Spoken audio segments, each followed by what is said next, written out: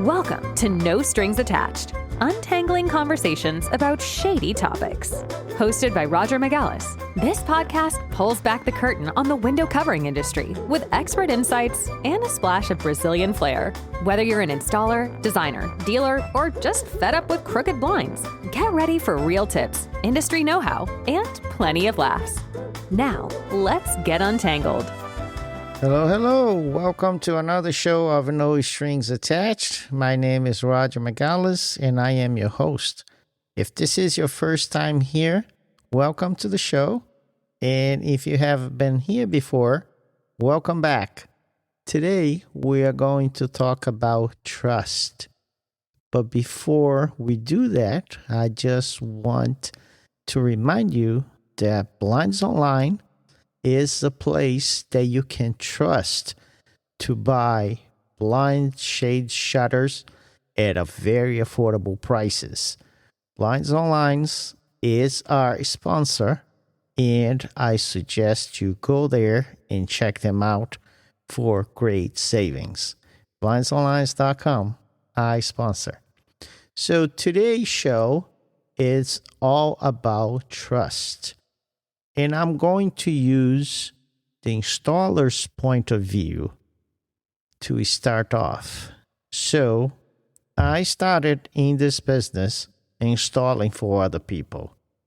And I get to a job site and do all my work. And people trusted me, right? Because I didn't sell blinds. If the homeowner wanted to buy more, he would automatically go back to the dealer or to the designer to get more blinds. But after a few years into the business, I decided to sell window coverings myself. And then overnight, I became a competition to the dealers and the designers that used to work with me.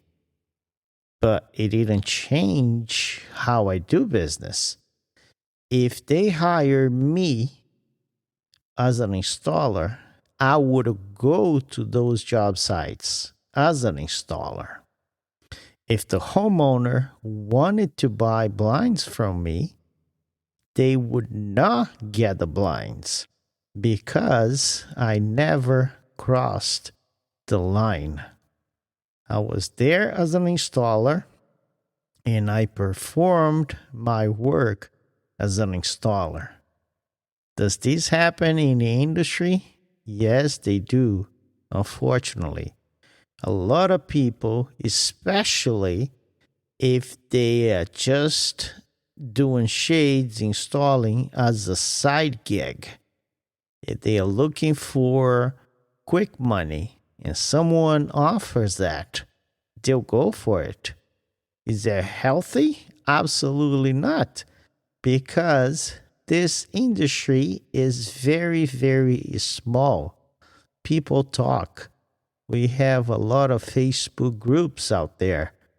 Things gonna be, hidden for a little while, but sooner or later, we find out about those things. So what happened is the people that I start those relationships, they still trust me.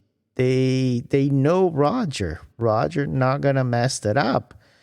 And they hire me as an installer before. They know I'm a dealer, but they still do hire me now. No problem. The problem is a new designer that come across my name by a referral or through the website, and they don't have any history. And they come to me, and I tell them and say, hey, listen, you hire me as an installer. I will go and I do whatever I need to do to represent your company.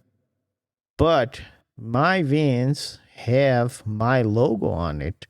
Someone sees it and do a little research. They know that I can sell window coverings. Am I going to sell to them? No, I am not, because we have your client's information in our system. And if that ever happen, it's gonna red flag. And I'm going to call you and tell you that your client called me and I don't want to do business with them. But sometimes people are reluctant, and I ended up losing the business because the designer decided to go someplace else. It's totally fine. It's totally understandable because you gotta have trust built in. So what happened if the installer decide to take that job? Now the homeowner deals directly with the installer. The installer makes a little bit of more money. They cut the dealer, they cut the designer off. But is this really well worth it? Risking your reputation? What kind of client is that you just acquired being the installer?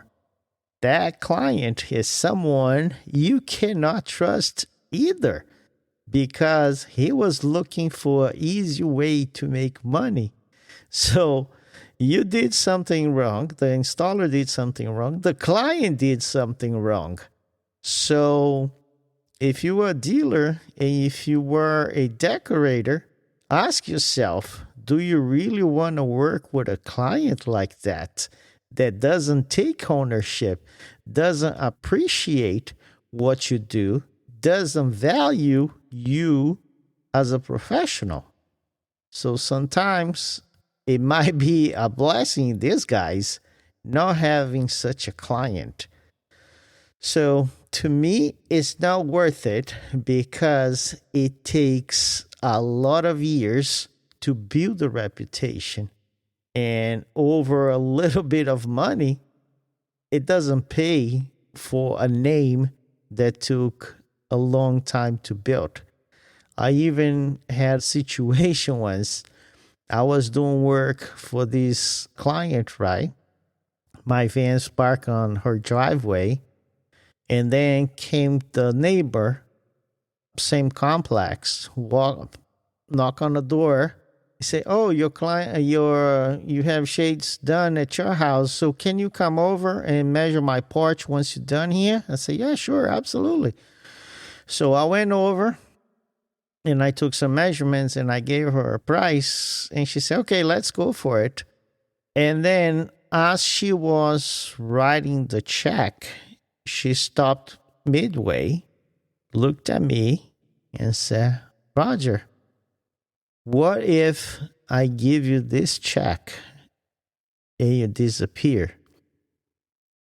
I step back, I look at her in her eyes, and I said, "Mrs. Jones, if you were writing me a check for $5 million, I will be tempted to take the money and run away. But you're writing me a check for $1,500. It took a lot more than that to build my name, to build my reputation. So $1,500 is not going to cut." So my point is this, is trust. You cannot go online, order some trust from Amazon. Trust can only be built, cannot be bought.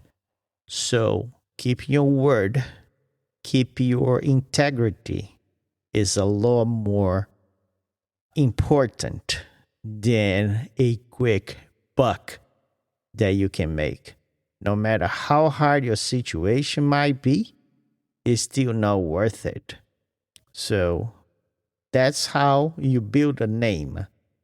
Even if there is no one in the house, do the right thing, because people will notice your name, your trust, your reputation is built over time. Don't let a quick buck get into your head and decide they're gonna fix your problems, because it's not. You're actually going to potentialize the amount of trouble that can cause down the road. So trust is something that takes a long time to happen.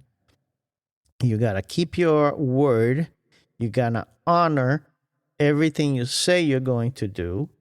If you go to a job site, you mess it up, and you measure the wrong thing, you provide the wrong measurements, you provide the wrong information for the dealer to place an order, you need to honor that because the dealer relied on you to do, the order. And now, because you didn't provide the right measurements, he messed it up. You need to come up and make sure you replace the product because it's your word, is the trust, is your reputation that takes what you do right to get where you are to where you want to be. One of my first jobs in this business, it was a measurement for this designer. I went and I measured the entire house. The house was under construction. I was new. I didn't pay attention that 3 windows didn't have the trim work yet installed. So when it came to install the product, I realized the shades were shorter. They were narrower because we did not add the width of the trim work. Guess what? It cost me a ton of money at that time, but I honor it. I replaced the shades at my own cost. I pretty much worked for free and then some because my installation charge wasn't even enough to cover for those products, but I did the right thing. So fast forward 20 years, trust is there because I built it from day one.